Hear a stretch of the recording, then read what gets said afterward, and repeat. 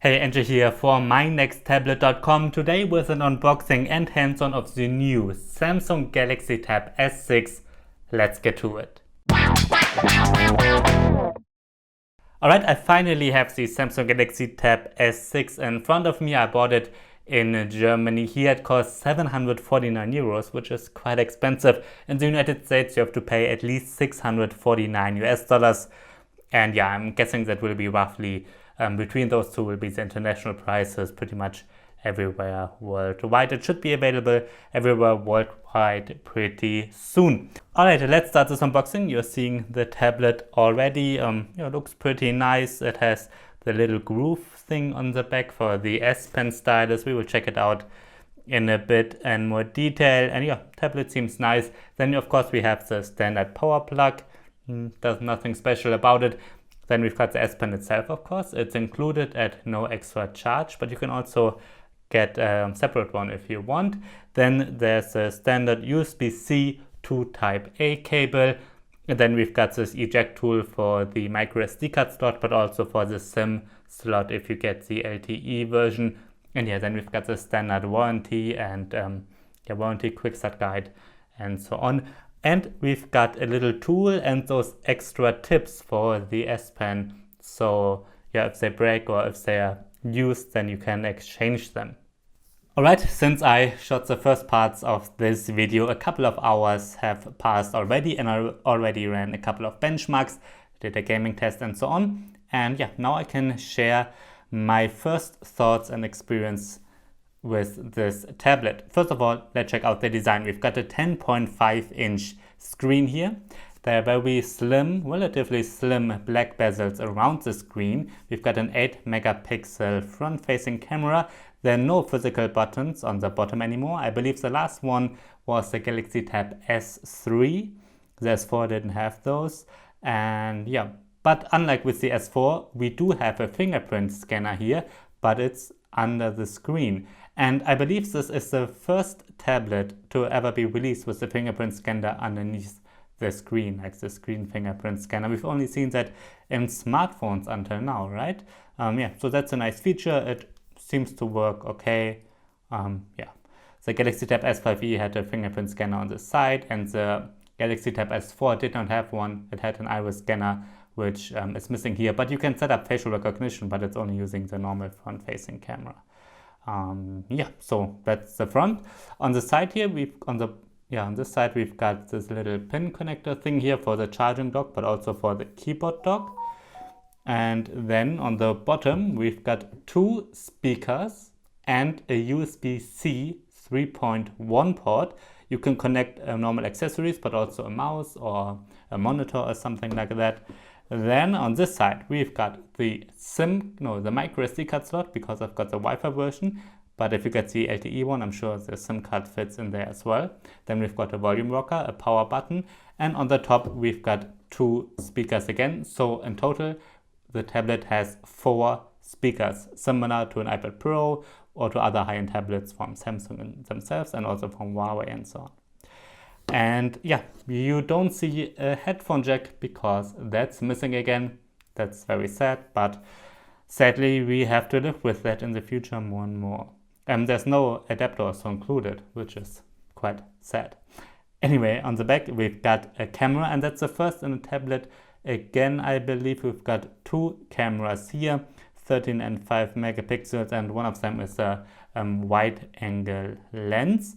And then we've got this little groove thing for the S Pen, because the S Pen, you see it here, it has Bluetooth, so it needs to have a battery. That's the first in an S Pen for a tablet. The Galaxy Note smartphones, they had it for 2 generations now, I believe. Well, you can charge them wirelessly by putting it there, and then it gets charged by the tablet, similar like what Apple is doing, but the position is a bit unusual here on the back. We will see how well that turns out in practice. Then we've got the Samsung logo here, and yeah, this is a full metal body. It feels really high-end, really nice. It's very slim, 5.7 millimeters, and it weighs 420 grams. So yeah, it's a really high-end design, very, very similar to the Galaxy Tab S5e which is cheaper, but which does not have the S Pen and only one camera on the back. Alright, let's get to its display. We're getting a 10.5-inch Super AMOLED screen here with an aspect ratio of 16:10, and it has a very high resolution of 2560 by 1600. And everything, text, icons, everything looks super sharp. We've got very good viewing angles here. Looks pretty nice. It should be pretty readable outside, and yeah, this is pretty much one of the best screens you can get, especially in an Android tablet, but in tablets in general. And I believe it's the same screen from the Galaxy Tab S4 and also from the Galaxy Tab S5e.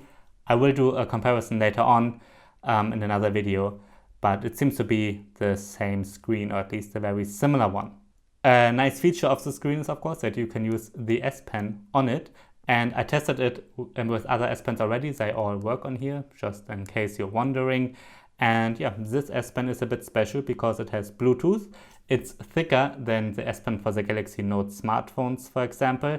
That means it's a bit more comfortable to hold for long periods of time. But it's a little bit thinner, I believe, than the Apple Pencil and the Microsoft Surface Pen. So yeah, I have to use it a bit to see how comfortable it is. Over time. It has a button here, no button on the top. Obviously we've got the tip, it's pressure sensitive with over 4,000 pressure points. 4,000 levels of pressure sensitivity, and yeah, with it you can write something down, do some drawings and so on. And there are lots of software features for the S Pen included. You've probably seen the air commands already from other Samsung devices. It looks a bit different right now. You can start a new note, you can select something, cut it out and annotate it. You can take a screenshot and annotate it. You can have little cute live messages. A translator and PenUp, which is a drawing app. You can put several things in there. First of all, pretty much all apps that you've installed, but also there's a magnifying glass and a feature called Glance, so you can switch between two apps fast. And yeah, that's what's included with the S Pen. The Samsung Notes app, of course, which lets you write down notes. I've written something here already, and you can just continue to write something either by text or with handwriting, or you can draw something. So yeah, this is a little test. It has some nice features. It feels a bit more like you're writing on real paper compared to the Apple Pencil on the iPad, for example, which clearly feels like plastic on glass. But this is a softer pen and it feels a little bit more like paper. Out of the box, it makes the noise that a pencil makes on paper. You can turn that off if you want. You can transform the written text into like real computer text. You can have handwriting recognition, and a new feature, let's quickly test that with a browser here. A new feature is a transparency feature. You can see it here already. If you open a note, that's one of the new features for the S6. You can adjust the transparency. It has several use cases. One of them is you can start to draw this tablet here, and you have a base underneath where you can see how you draw it. That's one use case. But also you could have a video running, for example, a lecture, and then you can write down notes and you still have the lecture in full screen. You can still see everything, but you can also write down notes at the same time. That seems to be quite useful. There's another feature here where I'm not sure if it's that useful. You can kind of use it as a wand, like with Harry Potter. Samsung introduced it for the Galaxy Note smartphones as well. It has gestures. You can press once to take a photo, press twice to change the camera, press twice again, and you can do those little gestures in the air that's supposed to zoom in. It works a little bit as you've seen, but somehow I can't really get them to work. Maybe I have to practice a bit. You see them here. There are several gestures you can do with the pen. Yeah, it's more of a gimmick, something nice you can show your friends or so. But the remote, that can be useful, maybe not too much in a tablet, but well, it works at least.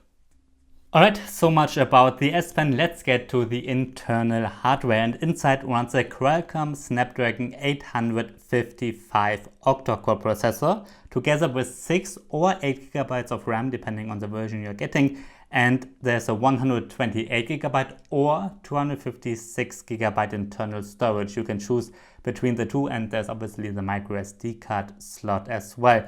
And the Snapdragon 855 is quite interesting because it has been a while since Samsung used an up-to-date current processor on their tablets.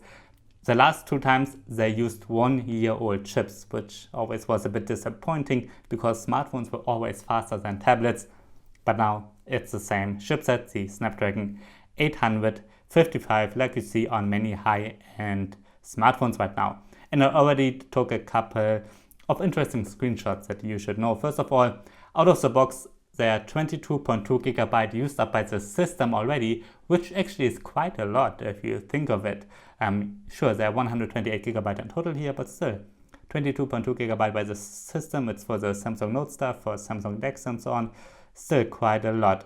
I ran a couple of benchmarks like Geekbench and Antutu already, and you can see my comparison chart here that the Galaxy Tab S6 officially is now the fastest Android tablet you can buy. It's faster than the Galaxy Tab S4, which has a 2-generation-old chip, of course. So yeah, of course it's faster. So that's nice to see. And I did do a little gaming test already. This is one of the few tablets you can use to play Fortnite on. One of the few Android tablets you can play Fortnite on. And it runs pretty well on here. I was able to set the settings to epic and the frame rate to 30 frames per second, and it runs pretty nice. If you want 60 frames per second, you have to set the graphics to high only. You can't set them to epic then, but that's fine. I put it to epic, 30 frames per second, and yeah, I was able to play it really nicely. Everything looks great on here and runs smooth. I really like it. And then I also tried, of course, PUBG Mobile, which is, yeah, those two are the most popular games right now where you can really see the graphics performance. And again, it looks really nice, much better than on the Galaxy Tab S5e, for example. And yeah, I set the graphics to HDR and the frame rate to extreme. And again, you can see it in this video. It looks really nice and it's, yeah, nicely playable. So both games run pretty well on here. Alright, let's get to its software. On the Galaxy Tab S6 is running Android 9 Pie. Of course, it should be Android 9 Pie, and there we go, Android version 9. And on top of it is the One UI in version 1.5. That's the own interface from Samsung, and it customized Android very heavily. Everything looks a bit different, as you can see. Even the settings look different. Pretty much everything looks different. However, I think it is quite modern and I like it. I like the Samsung One UI recently. It's much more simpler than TouchWiz used to be, at least that's my impression, because everything is pretty smooth. We've got some things that we don't need, like Bixby. I probably will never use it, but it's there if you want to use it. There are tons of other features. There are energy saving modes, Samsung DeX, we will check it out very soon. You can record the screen, there are blue light filters, there's kids mode and night mode. So dark mode, you can replace those buttons here with gestures. There's tons more stuff in the settings. Of course, there are all the S Pen features that are included as well. And one very important feature is Samsung DeX, and let's just start it. Samsung DeX is the desktop mode. It has been a part of the Galaxy Tab S4 and the S5e, but only of the higher end tablets, and the S6 now. If you get the keyboard, that doesn't have just the keyboard, it also has a touchpad and a special shortcut to start Samsung DeX, but you can just start it by pressing a button, so that's fine. You can connect any other Bluetooth keyboard or wired keyboard. You can connect a normal mouse as well if you want, and a monitor as well, and then you can kind of have either a desktop operating system or like a notebook, laptop operating system. You can use it like your notebook, at least a little bit. You can have free floating apps. You can change the window size like this. You can have several apps open at the same time, of course. You can, yeah, do all of that. and it looks kind of like Windows or Chrome OS a little bit. Let's open more apps at the same time. That works. You can all put it over, and yeah, it's mostly interesting if you're using it with a keyboard and mouse, not like I'm doing this touch right now. Yeah, it can be quite useful. I used it with the Samsung Galaxy Tab S5e, and you can get some work done with it, especially when you have a mouse and keyboard. That's quite nice, but I didn't go so far as to replace my real laptop with it. It's not really powerful enough for that, but I will try it again with the Galaxy Tab S6e because a couple of things have changed, and yeah, then we will see. Alright, let's turn off Samsung DeX. Alright, when I'm speaking this, I didn't do my battery test yet, but it will run overnight and you're seeing the results here already. For my standard battery test, I'm always looping an HD video at medium brightness and turned on Wi-Fi. So yeah, you can see the results here. I hope they are not too bad. Yeah. Alright, this is my unboxing and my first impressions of the new Samsung Galaxy Tab S6. Again, the price in the United States starts at $649 US, which is okay for a high-end tablet. We get really high-end specs here, so it doesn't seem too pricey. Although the European price, it's a bit pricey. I think most should just wait a couple of weeks until the prices drop a bit if you really want to get it. Yeah. The first impressions are really good. It's really high-end build quality, very nice screen. We get a pretty nice S Pen. The charging is a little bit weird, but maybe I can get used to it. Let's see. We've got a nice up-to-date operating system, and Samsung is really good with updates. Even the Galaxy Tab S3 just got Android 9. So that's a pretty good track record for the S6. I'm sure it will get at least 2 updates. At least I hope that that's what's happening. That's what Samsung did with the last Galaxy Tab S tablets. Yeah, first impressions are really good. It's of course not cheap, cheaper than an iPad Pro though. Yeah, if you have any questions, please write them in the comments. I'm starting to review this now. I have to do one more test. I really want to use it as my notebook replacement for a while as well.